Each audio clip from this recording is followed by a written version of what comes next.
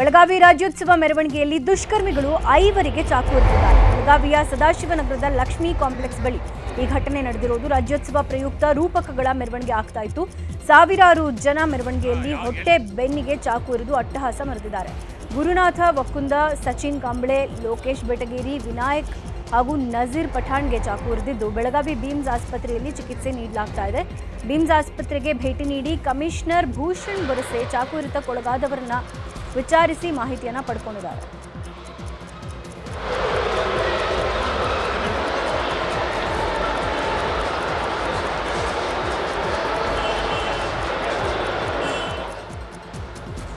ಇನ್ನು ಬೀಮ್ಸ್ ಆಸ್ಪತ್ರೆಗೆ ಚಾಕು ಇಟ್ಕೊಂಡು ಬಂದಿದ್ದ ಯುವಕನನ್ನ ಪೊಲೀಸರು ವಶಕ್ಕೆ ಪಡೆದಿದ್ದಾರೆ. ಸೊಹೇಲ್ ಮೊಕಾಶಿ ಎಂಬಾತ ಚಾಕು ಇಟ್ಕೊಂಡು ಆಸ್ಪತ್ರೆಗೆ ಬಂದಿದ್ದ ವೇಳೆ ಆಸ್ಪತ್ರೆ ಮುಂದೆ ತಪಾಸಣೆ ವೇಳೆ ಸಿಕ್ಕಿಬಿದ್ದಿದ್ದಾನೆ. ಸದ್ಯ ಸೊಹೇಲ್ ವಶಕ್ಕೆ ಪಡೆದಿರುವ ಪೊಲೀಸರು ಹೆಚ್ಚಿನ ವಿಚಾರಣೆ ನಡೆಸುತ್ತಿದ್ದಾರೆ.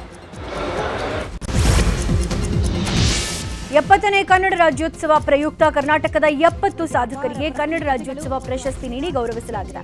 ರವೀಂದ್ರ ಕಲಾಕ್ಷೇತ್ರದಲ್ಲಿ ಕನ್ನಡ ಮತ್ತು ಸಂಸ್ಕೃತಿ ಇಲಾಖೆ ಆಯೋಜಿಸಿದ್ದ ಕಾರ್ಯಕ್ರಮದಲ್ಲಿ ವಿವಿಧ ಕ್ಷೇತ್ರಗಳ ಸಾಧಕರಿಗೆ ಪ್ರಶಸ್ತಿ ಪ್ರದಾನ ಮಾಡಲಾಯಿತು. CM Siddaramaiah, DCM DK Shivakumar ಸಾಧಕರಿಗೆ ಪ್ರಶಸ್ತಿ ವಿತರಿಸಿದರು. ಇದಕ್ಕೂ ಮೊದಲು ಸಿಎಂ ಸಿದ್ದರಾಮಯ್ಯ ರಾಜ್ಯೋತ್ಸವ ಪ್ರಶಸ್ತಿ ವಿಜೇತರಿಗೆ ವಿಧಾನಸೌಧದಲ್ಲಿ ಸಂತೋಷಕೂಟ ಆಯೋಜನೆ ಮಾಡಿದರು. ಇನ್ನು ಕನ್ನಡ ರಾಜ್ಯೋತ್ಸವ ಪ್ರಶಸ್ತಿ ಪ್ರದಾನ ನಂತರ ಸಿಎಂ ಸಿದ್ದರಾಮಯ್ಯ, ಉಪಮುಖ್ಯಮಂತ್ರಿ ಡಿಕೆ ಶಿವಕುಮಾರ್ ಮಾತನಾಡಿ ಪ್ರಶಸ್ತಿ ಪುರಸ್ಕೃತರಿಗೆ ಅಭಿನಂದನೆ ಸಲ್ಲಿಸಿದರು. ಕರ್ನಾಟಕ ರಾಜ್ಯದ ಜನತೆಗೆ ಉಸಿರನ್ನ ಕೊಟ್ಟು ಬದುಕನ್ನ ತ್ಯಾಗ ಮಾಡಿದ ಹಿರಿಯ ವ್ಯಕ್ತಿಗಳು ಇದ್ದಾರೆ. ಆಯ್ಕೆ ಸಮಿತಿ ಅವರನ್ನ ಗುರುತಿಸಿ ಅವರಿಗೆ ಸನ್ಮಾನ ಮಾಡಿರೋದು ನಮ್ಮೆಲ್ಲರ ಭಾಗ್ಯ ಅಂದರು. ಅವರ ಅಭಿಮತಕ್ಕಾಗಿ ನಾವು ಬರಮಾಡಿಕೊಳ್ಳೋಣ. ಇನ್ನು ರಾಜ್ಯೋತ್ಸವ ಪ್ರಶಸ್ತಿ ವಿಜೇತ ಹಾಮ ಪೂಜಾರ್ ಮಾತನಾಡಿದ್ದು, ಈ ಪ್ರಶಸ್ತಿ ಮೂಲಕ ಇನ್ನಷ್ಟು ಹುಮ್ಮಸ್ಸು ಬಂದಿದೆ. ಅರ್ಜಿ ಹಾಕದೆ ನನಗೆ ಪ್ರಶಸ್ತಿ ಸಿಕ್ಕಿದೆ ಅಂತ ಹೇಳಿದ್ರು. ನಟ ಪ್ರಕಾಶ್ ರಾಜ್ ಕೂಡ 70ನೇ ಕನ್ನಡ ರಾಜ್ಯೋತ್ಸವ ಪ್ರಶಸ್ತಿಯನ್ನ ತಮ್ಮ ಮುಡಿಗೇರಿಸಿಕೊಂಡಿದ್ದಾರೆ. ರಾಜ್ಯೋತ್ಸವ ಪ್ರಶಸ್ತಿ ಸ್ವೀಕರಿಸಿದ ಬಳಿಕ ಪ್ರಕಾಶ್ ರಾಜ್ ಮಾತನಾಡಿ ತಮ್ಮ ಬದುಕಿನ ಹಳೆ ಘಟನೆಗಳನ್ನು ನೆನಪು ಮಾಡಿಕೊಂಡಿದ್ದಾರೆ.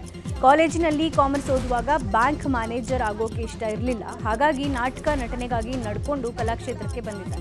4 ದಶಕಗಳ ನಂತರ ಇದೇ ಕಲಾಕ್ಷೇತ್ರದಲ್ಲಿ ರಾಜ್ಯೋತ್ಸವ ಪ್ರಶಸ್ತಿ ಬರುತ್ತೆ ಅಂದ್ಕೊಂಡಿರಲಿಲ್ಲ. ಈಗ ನನ್ನ ನಾಟಕ, ರಂಗಭೂಮಿ, ಸಾಹಿತ್ಯ ಎಲ್ಲವೂ ರಾಜ್ಯೋತ್ಸವ ಪ್ರಶಸ್ತಿಗೆ ಕಾರಣ ಆಗಿರುವುದು ಸಂತಸದ ವಿಷಯ ಅಂತ. ಇನ್ನು ಕರ್ನಾಟಕ ರಕ್ಷಣಾ ವೇದಿಕೆ ಅಧ್ಯಕ್ಷ ನಾರಾಯಣಗೌಡ ಡಿಸಿಎಂ ಡಿಕೆ ಶಿವಕುಮಾರ್ ಅನ್ನ ಭೇಟಿಯಾಗಿ ಕನ್ನಡ ರಾಜ್ಯೋತ್ಸವದ ಶುಭ ಕೋರಿದ್ದಾರೆ. ಡಿಕೆ ಶಿವಕುಮಾರ್ ಅವರ ಸದಾಶಿವನಗರ ನಿವಾಸದಲ್ಲಿ ನಾರಾಯಣಗೌಡ ಭೇಟಿಯಾಗಿ ಶಾಲು ಹೊದಿಸಿ ಏಲಕ್ಕಿ ಹಾರ ಹಾಕಿ ಕನ್ನಡ ರಾಜ್ಯೋತ್ಸವದ ಶುಭಾಶಯ ತಿಳಿಸಿದ್ದಾರೆ.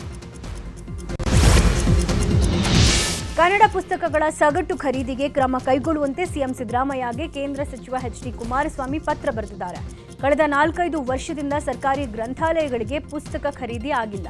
ಯುವಜನರು ಮೊಬೈಲ್ನಲ್ಲಿ ಕಳೆದು ಹೋಗೋದನ್ನು ತಡಿಬೇಕು. ಓದಿನ ಸಂಸ್ಕೃತಿ ಉತ್ತೇಜಿಸುವ ಕೆಲಸವನ್ನು ನೀವು ಸೇರಿ ಮಾಡಬೇಕಾಗಿದೆ. ಸಾಮಾನ್ಯರು ಓದೋ ಸಾರ್ವಜನಿಕ ಗ್ರಂಥಾಲಯಗಳಲ್ಲಿ ಭಾಷಾಭಿಮಾನ ಬೆಳೆಸಬೇಕು. ಈ ಹಿನ್ನೆಲೆ ತಾವು ಪುಸ್ತಕ ಖರೀದಿಗೆ ತುರ್ತು ಕ್ರಮ ಕೈಗೊಳ್ಳಬೇಕು ಅಂತ ಸಿಎಂಗೆ ಹೆಚ್ಚಿಗೆ ಪತ್ರ ಬರೆದಿದ್ದಾರೆ. ಚಿಕ್ಕಬಳ್ಳಾಪುರದಲ್ಲಿರುವ ಈಶಾ ಫೌಂಡೇಶನ್ ಸಹ ಕನ್ನಡ ರಾಜ್ಯೋತ್ಸವವನ್ನು ಅದ್ಧೂರಿಯಾಗಿ ಆಚರಿಸಿದೆ. ರಾಜ್ಯೋತ್ಸವದ ಅಂಗವಾಗಿ 112 ಅಡಿ ಎತ್ತರದ ಆದಿಯೋಗಿಯ ಶಿವನ ಪ್ರತಿಮೆಯನ್ನು ಕರ್ನಾಟಕದ ನಾಡಧ್ವಜದ ಅರಿಶಿನ ಕುಂಕುಮ ಬಣ್ಣಗಳಿಂದ ಬೆಳಗಲಾಯಿತು. ಉದಯವಾದ ಚೆಲುವ ಕನ್ನಡ ನಾಡನ್ನು ಸ್ಮರಿಸಲು ಸದ್ಗುರು ಸನ್ನಿಧಿಯಲ್ಲಿ ಕನ್ನಡ ಧ್ವಜಾರೋಹಣ ನೆರವೇರಿಸಿ ತಾಯಿ ಭುವನೇಶ್ವರಿಗೆ ಗೌರವ ಅರ್ಪಿಸಲಾಗಿದೆ.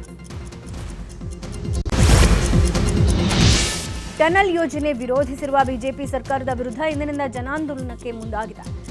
ಇಂದು ವಿಧಾನಸಭೆ ವಿರುದ್ಧ ವಿಪಕ್ಷ ನಾಯಕ ಆರ್ ಅಶೋಕ್ ಹಾಗೂ ಸಂಸದ ತೇಜಸ್ವಿ ಸೂರ್ಯ ಡಿಸಿಎಂ ಡಿಕೆಶಿ ಕನಸಿನ ಯೋಜನೆ, ಸುರಂಗ ರಸ್ತೆ ಯೋಜನೆ ಸಂಬಂಧಿಸಿದಂತೆ ಸ್ಥಳ ಪರಿಶೀಲನೆ ನಡೆಸಿ ನಂತರ ಲಾಲ್ಬಾಗ್ ಉಳಿಸಿ ಎಂಬ ಅಭಿಯಾನದಡಿ ವಾಯು ವಿಹಾರಿಗಳ ಸಂಘದ ಸದಸ್ಯರು ಹಾಗೂ ಸಾರ್ವಜನಿಕರ ಜೊತೆ ಸಂವಾದ ನಡೆಸಲಿದ್ದಾರೆ. ಚಿಕ್ಕಮಗಳೂರಿನ ಶೃಂಗೇರಿ ತಾಲೂಕು ಕೆರೆ ಗ್ರಾಮ ಪಂಚಾಯಿತಿ ವ್ಯಾಪ್ತಿಯಲ್ಲಿ ಆನೆ ದಾಳಿಗೆ 2 ಮೃತಪಟ್ಟಿದ್ದರು. ಮೃತಪಟ್ಟ 2 ಕುಟುಂಬವನ್ನು ಚಿಕ್ಕಮಗಳೂರು ಉಸ್ತುವಾರಿ ಸಚಿವ ಕೆಜೆ ಜಾರ್ಜ್ ಭೇಟಿ ಮಾಡಿ ಸಾಂತ್ವನ ಹೇಳಿದ್ದಾರೆ. ಮೃತರ 2 ಕುಟುಂಬಗಳಿಗೆ ತಲಾ 5 ಲಕ್ಷ ರೂಪಾಯಿ ಪರಿಹಾರವನ್ನು ನೀಡಿದ್ದಾರೆ. ಹಾಗೆ ಈ ಭಾಗದ ಅಪಾಯಕಾರಿ ಸ್ಥಳದಲ್ಲಿರುವ 17 ಕುಟುಂಬಗಳಿಗೆ ತ್ವರಿತವಾಗಿ ಪುನರ್ವಸತಿ ಕಲ್ಪಿಸುವುದಾಗಿ ಭರವಸೆ ಕೂಡ ಕೊಟ್ಟಿದ್ದಾರೆ. ಬನ್ನೇರುಘಟ್ಟ ಜೈವಿಕ ಉದ್ಯಾನವನದಲ್ಲಿ ಗರ್ಭಿಣಿ ಕಾಡೆಮ್ಮೆ ಮತ್ತು ಜಿಂಕೆ ಸಾವನ್ನಪ್ಪಿದ್ದು ಉದ್ಯಾನವನದ ಅಧಿಕಾರಿಗಳ ನಿರ್ಲಕ್ಷ್ಯಕ್ಕೆ ಕಾಡೆಮ್ಮೆ ಜಿಂಕೆ ಬಲಿ ಅನ್ನೋ ಆರೋಪ ಕೇಳಿಬಂದಿದೆ. ಹೀಗಾಗಿ ಉದ್ಯಾನವನದ ಅಧಿಕಾರಿಗಳ ವಿರುದ್ಧ ಪ್ರಾಣಿ ಪ್ರಿಯರು ಆಕ್ರೋಶ ಹೊರಹಾಕಿದ್ದಾರೆ. ಅನುಭವಿ ವೈದ್ಯರು, ಅಜ್ಞಾನಿ ಅಧಿಕಾರಿಗಳಿಂದ ಅಪರೂಪದ ಪ್ರಾಣಿಗಳು ಬಲಿಯಾಗ್ತಾ ಇವೆ. ಅಧಿಕಾರಿಗಳ ವಿರುದ್ಧ ಕ್ರಮ ಕೈಗೊಳ್ಳಬೇಕು, ಹಾಗೆ ಉದ್ಯಾನವನದ ಪ್ರಾಣಿಗಳ ರಕ್ಷಣೆಗೆ ಸರ್ಕಾರ ಸೂಕ್ತ ಕ್ರಮ ಕೈಗೊಳ್ಳಬೇಕು ಅಂತ ಪ್ರಾಣಿ ಪ್ರಿಯರು ಒತ್ತಾಯಿಸಿದ್ದಾರೆ. ಬೆಂಗಳೂರು ದಕ್ಷಿಣ ಜಿಲ್ಲೆಯ ಬಿಡದಿಯ ಭೈರಮಂಗಲದಲ್ಲಿ ಜಿಬಿಐಟಿ ಯೋಜನೆಯನ್ನ ವಿರೋಧಿಸಿ ರೈತರು ಹೋರಾಟ ನಡೆಸಿದ್ದಾರೆ. ರೈತರ ಹೋರಾಟಕ್ಕೆ ಇವತ್ತು ಮಹಿಳಾ ಹೋರಾಟಗಾರ್ತಿಯರು ಕೂಡ ಸಹಕಾರ ನೀಡಿದ್ದಾರೆ. ಮಹಿಳೆಯರು ಕೂಡ ಜೊತೆಗೂಡಿ ಮಹಿಳಾ ಸಮಾವೇಶ ನಡೆಸಲು ನಿರ್ಧರಿಸಿದ್ದು ಕೂಡಲೇ ಈ ಯೋಜನೆಯನ್ನ ಕೈ ಬಿಡಬೇಕು ಅಂತ ಒತ್ತಾಯಿಸಿದರು. ಬೆಂಗಳೂರಿನಲ್ಲಿ ಮೂಕ ಪ್ರಾಣಿ ಮೇಲೆ ಸಾಮೂಹಿಕ ಅತ್ಯಾಚಾರ ಮಾಡಿರುವ ಗಂಭೀರ ಆರೋಪ ಕೇಳಿಬಂದಿದೆ. ರಸ್ತೆ ಬದಿ ಮಲಗಿದ್ದ ನಾಯಿಯನ್ನ ಎತ್ಕೊಂಡು ಹೋಗಿ ಅತ್ಯಾಚಾರ ಎಸಗಿದಾರಂತೆ. ಬೆಂಗಳೂರಿನಲ್ಲಿ ಸರ್ಜಾಪುರ ರಸ್ತೆಯ ಕೊಡತಿ ಗ್ರಾಮದಲ್ಲಿ ಘಟನೆ ನಡೆದಿರೋದು. ದಿತಿಪ್ರಿಯಾ ಅನ್ನೋರು ಅತ್ಯಾಚಾರ ಮಾಡಿದ್ದಾರೆ. ಅದನ್ನು ನೋಡಿರೋದಾಗಿ ವರ್ತೂರು ಪೊಲೀಸ್ ಠಾಣೆಗೆ ದೂರನ್ನ ನೀಡಲಾಗಿದೆ. ಸದ್ಯ ಬೆಳ್ಳಂದೂರು ಠಾಣೆಗೆ ಪ್ರಕರಣ ವರ್ಗಾವಣೆ ಆಗಿದ್ದು ಸುಮಾರು 25 ಸಿಸಿಟಿವಿ ಪರಿಶೀಲನೆ ಮಾಡಲಾಗಿದೆ. ಸದ್ಯ ನಾಯಿ ಪತ್ತೆ ಹಚ್ಚಿ ಚಿಕಿತ್ಸೆ ಕೊಡಿಸಿದ್ದಾರೆ. ಅತ್ಯಾಚಾರ ಆಗಿದೆಯೋ ಇಲ್ಲವೋ ಅನ್ನೋದರ ಬಗ್ಗೆ ತನಿಖೆ ಮಾಡ್ತಾ ಇದ್ದು ವೆಜೈನಲ್ ಸ್ವಾಬ್ ಸಂಗ್ರಹಿಸಿ ಎಫ್ಎಸ್ಎಲ್ಗೆ ರವಾನೆ ಮಾಡಲಾಗಿದೆ. ರಿಪೋರ್ಟ್ ಬಂದ ಬಳಿಕ ಆರೋಪಿಗಳ ಪತ್ತೆಗೆ ಬಲೆ ಬೀಸಲಿದ್ದಾರೆ. ಬೆಂಗಳೂರಿನಲ್ಲಿ ಯುವತಿ ಅನುಮಾನಾಸ್ಪದವಾಗಿ ಸಾವನ್ನಪ್ಪಿದ್ದು ಕೊಳೆತ ಸ್ಥಿತಿಯಲ್ಲಿ ಮೃತದೇಹ ಪತ್ತೆಯಾಗಿದೆ. ದಾವಣಗೆರೆ ಮೂಲದ 25 ವರ್ಷದ ಸುಪ್ರಿಯಾ ಅಂತ ಗುರುತಿಸಲಾಗಿದೆ. ಕಳೆದ 2 ವರ್ಷಗಳಿಂದ ಬೆಂಗಳೂರಿನ ಸುಬ್ರಹ್ಮಣ್ಯ ನಗರದ ಮಿಲ್ಕ್ ಕಾಲೋನಿಯಲ್ಲಿ ಯುವತಿ ವಾಸವಿದ್ರು. MBA ವ್ಯಾಸಂಗ ಮಾಡ್ತಿದ್ರು. ಬೈಕ್ ರೈಡಿಂಗ್ ತರಬೇತಿ ಪಡಿತಾ ಇದ್ಲು ಅಂತ ಹೇಳಲಾಗ್ತಾ ಇದೆ. ಆದರೆ 2 ದಿನದಿಂದ ರೂಮ್ ಲಾಕ್ ಆದ ಹಿನ್ನೆಲೆ ಅನುಮಾನ ಬಂದು ಮನೆ ಮಾಲೀಕ ಬಾಗಿಲು ಓಪನ್ ಮಾಡಿದಾಗ ಘಟನೆ ಬೆಳಕಿಗೆ ಬಂದಿರೋದು. ಸದ್ಯ UDR ಕೇಸ್ ದಾಖಲಿಸಿಕೊಂಡ ಪೊಲೀಸರು ತನಿಖೆ ಮುಂದುವರೆಸಿದ್ದಾರೆ. ಕೋಲಾರದ ಪೂಲಂಕುಟ್ಲಪಲ್ಲಿ ಗ್ರಾಮದಲ್ಲಿ ರೈತರ ಹೊಲದಲ್ಲಿ ಬೋರ್ವೆಲ್ ಕೇಬಲ್ ಕದೀತಾ ಇದ್ದ ಕಳ್ಳ ಸಿಕ್ಕಿಬಿದ್ದಿದ್ದಾರೆ. ಕದೀಮನನ್ನ ಹಿಡಿದು ಕಂಬಕ್ಕೆ ಕಟ್ಟಿ ಗ್ರಾಮಸ್ಥರು ಪೊಲೀಸರಿಗೆ ಮಾಹಿತಿಯನ್ನ ನೀಡಿದ್ದಾರೆ. ನಂತರ ಪೊಲೀಸರು ಕಳ್ಳನನ್ನ ಕರ್ಕೊಂಡು ಹೋಗಿದ್ರು. ಆದರೆ ದೂರು ನೀಡೋಕೆ ಗ್ರಾಮಸ್ಥರು ಠಾಣೆಗೆ ಹೋದ್ರೆ ಕಳ್ಳನೇ ಇಲ್ಲದೆ ಇರೋದನ್ನ ಕಂಡು ಜನ ಕಿಡಿಕಾರಿದ್ದಾರೆ. ಪೊಲೀಸರ ಕರ್ತವ್ಯ ಲೋಪಕ್ಕೆ ಆಕ್ರೋಶ ಹೊರಹಾಕಿ ಪೊಲೀಸ್ ಅಧಿಕಾರಿಯ ವಿರುದ್ಧ ತನಿಖೆಗೆ ಒತ್ತಾಯಿಸಿದ್ದಾರೆ. ಕಲುಷಿತ ಹೆಂಡ ಕುಡಿದು 10ಕ್ಕೂ ಹೆಚ್ಚು ಕಾರ್ಮಿಕರು ಅಸ್ವಸ್ಥಗೊಂಡು ಚಿಕ್ಕಬಳ್ಳಾಪುರದ ಗೌರಿಬಿದನೂರು ಆಸ್ಪತ್ರೆಗೆ ದಾಖಲಾಗಿದ್ದಾರೆ. ಆಂಧ್ರಪ್ರದೇಶದ ಚೌಳೂರು ಗ್ರಾಮದ ಸುತ್ತಮುತ್ತ ಕಲುಷಿತ ಹೆಂಡವನ್ನು ಮಾರಾಟ ಮಾಡಲಾಗ್ತಾ ಇದೆ. ಇದನ್ನು ಕಾರ್ಮಿಕರು ಕುಡಿದು ಅಸ್ವಸ್ಥರಾಗಿದ್ದಾರೆ.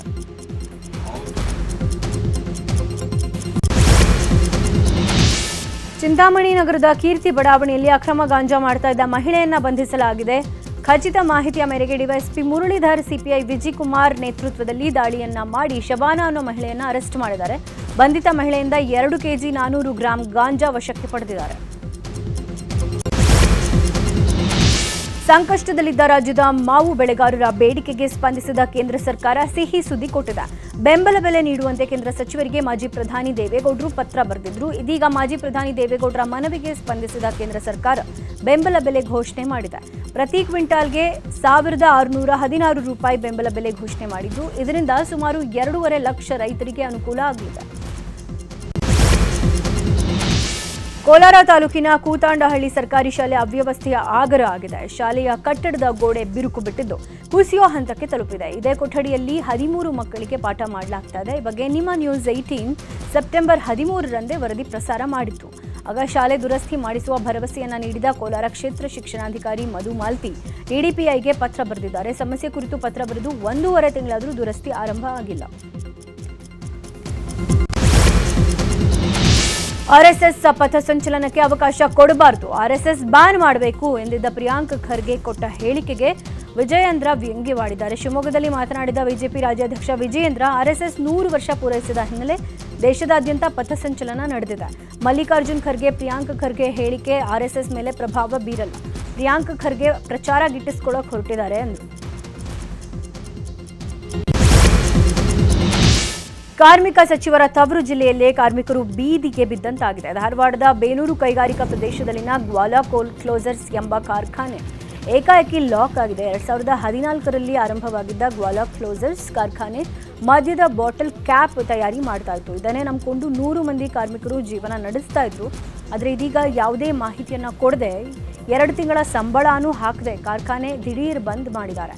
ಹೀಗಾಗಿ ಬಂದ್ ಮಾಡಿದರೆ ನಾವೆಲ್ಲಿಗೆ ಹೋಗಬೇಕು, ಕೂಡಲೇ ಕಾರ್ಖಾನೆಯನ್ನು ಓಪನ್ ಮಾಡಿ ನಮ್ಮನ್ನು ಕೆಲಸಕ್ಕೆ ಸೇರಿಸ್ಕೊಳ್ಳಿ ಅಂತ ಆಗ್ರಹ ಮಾಡಲಾಗಿದೆ. ಪರಿಶೀಲನೆ ನಡೆಸಿ ಕ್ರಮ ಕೈಗೊಳ್ತೇನೆ ಅಂತ ಸಂತೋಷ್ ಲಾಡ್ ಹೇಳಿದ್ದಾರೆ. ಮೋಂಥಾ ಚಂಡಮಾರುತ ಬಿಸಿ ಕರಾವಳಿಯ ರೈತರಿಗೂ ತಟ್ಟಿದೆ. ಈ ಬಾರಿ ಸತತವಾಗಿ ಸುರಿದ ಅಬ್ಬರದ ಮಳೆಯ ನಡುವೆಯೂ ಭತ್ತದ ಬೆಳೆಯನ್ನು ಮುಗಿಸಿದ ರೈತರು 2ನೇ ಬೆಳೆಯಾಗಿ ತರಕಾರಿ ಧಾನ್ಯ ಬೆಳೆಯೋನ್ನ ಮಾಡಿಕೊಂಡಿದ್ರು. ಅದರಲ್ಲೂ ಕಾಪು ತಾಲೂಕಿನ ಮಟ್ಟು ಗ್ರಾಮದ ನೂರಾರು ರೈತರು ಮಟ್ಟುಗಳ ವಿಶಿಷ್ಟ ತಳಿಯ ಬದನೆ ಬೆಳೆಯನ್ನು ಬೆಳೆಸ್ತಾ ಇದ್ರು. ಜಿಯೋಗ್ರಫಿಕಲ್ ಮಾನ್ಯತೆ ಪಡೆದ ಮಟ್ಟು ಬದನೆಗೆ ಉತ್ತಮ ಮಾರುಕಟ್ಟೆ ಕೂಡ ಇತ್ತು. ಆದರೆ ಬದನೆ ಗಿಡಗಳು ಬೆಳೆದು ಹೂಬಿಟ್ಟು ಫಸಲು ಬರೋ ಕಾಲಕ್ಕೆ ಮೋಂಥಾ ಚಂಡಮಾರುತ ಅಪ್ಪಳಿಸಿದೆ. ಇದರಿಂದ ಗಿಡಗಳು ನೆಲ ಕಚ್ಚಿವೆ, ಬೇರುಗಳು ಕೊಳೆತು ಮಟ್ಟುಗಳ ಬೆಳೆ ಸಂಪೂರ್ಣ ನಾಶ ಆಗಿದೆ. ಚೆನ್ನೈನಲ್ಲಿ ಇರುವ ಜಾರಿ ನಿರ್ದೇಶನಾಲಯ ಕಚೇರಿಗೆ ಬಾಂಬ್ ಬೆದರಿಕೆ ಬಂದಿದೆ. ಇಡಿ ಆಫೀಸ್ನಲ್ಲಿ RXT ಬಾಂಬ್ ಇಟ್ಟಿರೋದಾಗಿ ಇಮೇಲ್ ಮಾಡಲಾಗಿದೆ. KN ನೆಹರು ಅಕ್ರಮ ಹಣ ವರ್ಗಾವಣೆ ಪ್ರಕರಣಕ್ಕೆ ಸಂಬಂಧಪಟ್ಟಂತೆ ಬೆದರಿಕೆ ಹಾಕಲಾಗಿದೆ ಅಂತ ಹೇಳಲಾಗ್ತಾ ಇದೆ. ಇನ್ನು ಭದ್ರತಾ ಪಡೆಗಳು ಬಾಂಬ್ ನಿಷ್ಕ್ರಿಯ ಪಡೆ ಪರಿಶೀಲನೆ ನಡೆಸಿದ್ದು ಹುಸಿ ಬಾಂಬ್ ಬೆದರಿಕೆ ಅಂತ ಗೊತ್ತಾಗಿದೆ. ಕೇರಳದ ಶಬರಿಮಲೆ ದೇವಸ್ಥಾನದ ಚಿನ್ನ ನಾಪತ್ತೆ ಪ್ರಕರಣದ ತನಿಖೆಯನ್ನು SIT ಅಧಿಕಾರಿಗಳು ತೀವ್ರಗೊಳಿಸಿದ್ದಾರೆ. ಪ್ರಕರಣಕ್ಕೆ ಸಂಬಂಧಪಟ್ಟಂತೆ ದೇವಸ್ಥಾನದ ಮಾಜಿ ಕಾರ್ಯನಿರ್ವಾಹಕ ಅಧಿಕಾರಿ ಸುಧೀಶ್ ಕುಮಾರ್ರನ್ನು ಅರೆಸ್ಟ್ ಮಾಡಲಾಗಿದೆ. 2019ರಲ್ಲಿ ಅಧಿಕೃತ ದಾಖಲೆಗಳಲ್ಲಿ ಚಿನ್ನದ ಹಾಳೆ ಬದಲು ತಾಮ್ರದ ಹಾಳೆ ಅಂತ ತಪ್ಪಾಗಿ ಬರೆದ ಆರೋಪದಲ್ಲಿ ಬಂಧಿಸಲಾಗಿದೆ. ಕೆಲ ದಿನಗಳ ಹಿಂದೆ ಬೆಂಗಳೂರು ಮೂಲದ ಉದ್ಯಮಿ ಉನ್ನಿ ಕೃಷ್ಣನ್ ಪೊಟ್ಟಿಯನ್ನ ಬಂಧಿಸಲಾಗಿತ್ತು.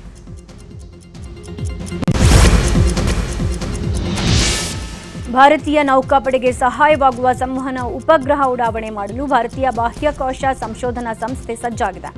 ಈಗಾಗಲೇ ಎಲ್ಲ ಸಿದ್ಧತೆಗಳಾಗಿದ್ದು ಇಸ್ರೋ ಅಧ್ಯಕ್ಷ ನಾರಾಯಣನ್ ಮತ್ತು ತಂಡ ತಿರುಪತಿ ತಿರುಮಲಕ್ಕೆ ಭೇಟಿ ನೀಡಿ ವೆಂಕಟೇಶ್ವರನಿಗೆ ವಿಶೇಷ ಪೂಜೆ ಸಲ್ಲಿಸಿದ್ದಾರೆ. 4400 kg ತೂಕದ ಈ ಉಪಗ್ರಹವನ್ನು ಶ್ರೀಹರಿಕೋಟಾದಿಂದ ಇವತ್ತು ಸಂಜೆ 5 ಗಂಟೆಗೆ ಉಡಾವಣೆ ಮಾಡಲಾಗ್ತಾ ಇದೆ. ಸಂವಹನ ಕ್ಷೇತ್ರದಲ್ಲಿ ಈ ಉಪಗ್ರಹ ಉಡಾವಣೆಯಿಂದ ದೊಡ್ಡ ಬದಲಾವಣೆ ಆಗುತ್ತೆ ಅನ್ನೋದು ಇಸ್ರೋ ವಿಜ್ಞಾನಿಗಳ ನಿರೀಕ್ಷೆ.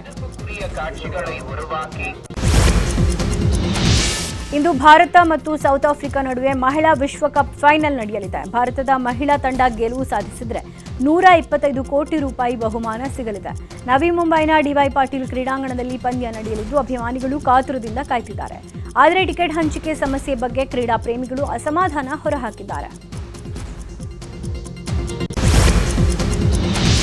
ಭಾರತೀಯ ಟೆನ್ನಿಸ್ ಆಟಗಾರ ರೋಹನ್ ಬೋಪಣ್ಣ ನಿವೃತ್ತಿ ಘೋಷಣೆ ಮಾಡಿದ್ದಾರೆ. 2 ಬಾರಿ ಗ್ರ್ಯಾಂಡ್ ಸ್ಲಾಮ್ ಚಾಂಪಿಯನ್ ಆಗಿರುವ ರೋಹನ್ ಬೋಪಣ್ಣ 20 ವರ್ಷದ ಆಟಕ್ಕೆ ವಿದಾಯ ಹೇಳ್ತಿದ್ದಾರೆ. 20 ವರ್ಷಗಳ ಮರೆಯಲಾರದ ದಿನಗಳು ಭಾರತವನ್ನು ಪ್ರತಿನಿಧಿಸಿದ್ದು ನನ್ನ ಜೀವನದ ಹೆಮ್ಮೆಯ ಸಂಗತಿ ಅಂತ ರೋಹನ್ ಬೋಪಣ್ಣ ತಿಳಿಸಿದ್ದಾರೆ. ಅಲ್ಲು ಅರ್ಜುನ್ ಸಹೋದರ ಅಲ್ಲು ಶಿರೀಶ್ ಎಂಗೇಜ್ ಆಗಿದ್ದಾರೆ. ತಮ್ಮ ಬಹುದಿನಗಳ ಗೆಳತಿ ನೈನಿಕಾ ಜೊತೆ ನಿಶ್ಚಿತಾರ್ಥ ಮಾಡಿಕೊಂಡಿದ್ದಾರೆ. ರಾಮ್ ಚರಣ್ ಸೇರಿದಂತೆ ಟಾಲಿವುಡ್ನ ಮಹನೀಯರು ಅಲ್ಲು ಶಿರೀಶ್ಗೆ ಶುಭಾಶಯ ತಿಳಿಸಿದ್ದಾರೆ. ಸೋನಾಕ್ಷಿ ಸಿನ್ಹಾ ತೆಲುಗಿಗೆ ಕಾಲಿಟ್ಟಿದ್ದಾರೆ. ಜಟಾಧಾರ ಎಂಬ ಸಿನಿಮಾದಲ್ಲಿ ನಟಿಸುತ್ತಿದ್ದಾರಂತೆ. ಈ ಸಿನಿಮಾದ ಪಾತ್ರ ಬಹಳ ಚಾಲೆಂಜಿಂಗ್ ಆಗಿದ್ದು ಪಾತ್ರಕ್ಕಾಗಿ ಶೂಟಿಂಗ್ ವೇಳೆ 50 kg ಚಿನ್ನ ಧರಿಸಿದ್ದಾರಂತೆ ನಟಿ ಸೋನಾಕ್ಷಿ.